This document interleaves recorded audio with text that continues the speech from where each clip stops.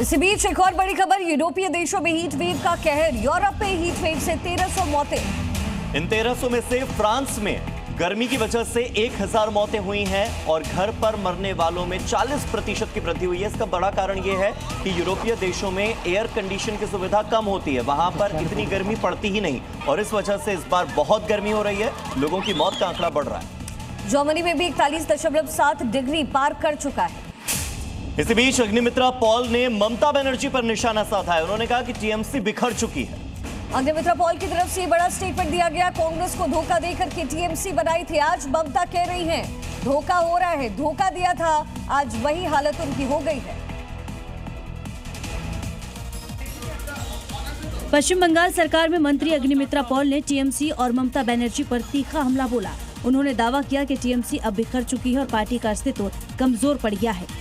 Agnimitra Paul ने कहा कि जिन लोगों ने कांग्रेस को तोड़कर तृणमूल कांग्रेस बनाई थी, आज वही ममता बनर्जी आरोप लगा रही हैं कि उनके साथ धोखा हो रहा है।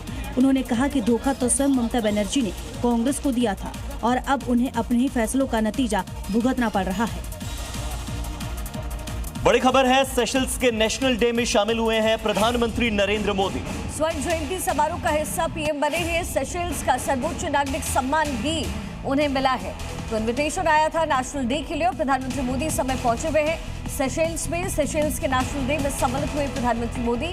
स्वर्ण जयंती समारोह जिसका हिस्सा बनते हुए पीएम की कुछ तस्वीरें। तो अलग अलग देशों की ओर से अब तक 33 अवार्ड प्रधानमंत्री को मिल चुके हैं।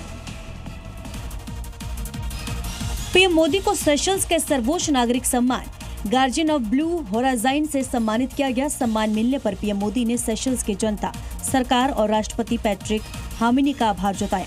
इस दौरान प्रधानमंत्री ने सेशल्स की नेशनल असेंबली को भी संबोधित किया और ऐसा करने वाले वे पहले भारतीय प्रधानमंत्री बन गए हैं। उन्होंने कहा कि भारत और सेशल्स का संबंध केवल पिछले 50 वर्षों का नहीं, बल्कि इसकी शुरुआत अगस्त 1770 में हुई थी, जब थैलमार्क जहाज से 5 भारतीय यहाँ पहुँचे थे। और चलिए अब आपको दिखाते हैं सुबह अलग अलग राज्यों से आई आज की 5 बड़ी खबरें। महाराष्ट्र के अमरावती में एक्सप्रेसवे पर तेज रफ्तार कार सड़क किनारे खड़े ट्रक में जा घुसी, जिसमें 12 साल की बच्ची के साथ 5 लोगों की मौत हुई है। सूचना पर पहुंची पुलिस की टीम ने शव को पोस्टमार्टम के लिए भेजकर के आगे की कार्रवाई शुरू की। पटना में उस समय अफरा तफरी मच गई जब एक डालडा के गोदाम में आग का तांडव देखने को मिला। देखते ही देखते आग ने इतना विकराल रूप ले लिया कि दमकल की 20 से ज्यादा गाड़ियों को आग पर काबू पाने में मशक्कत करनी पड़ी।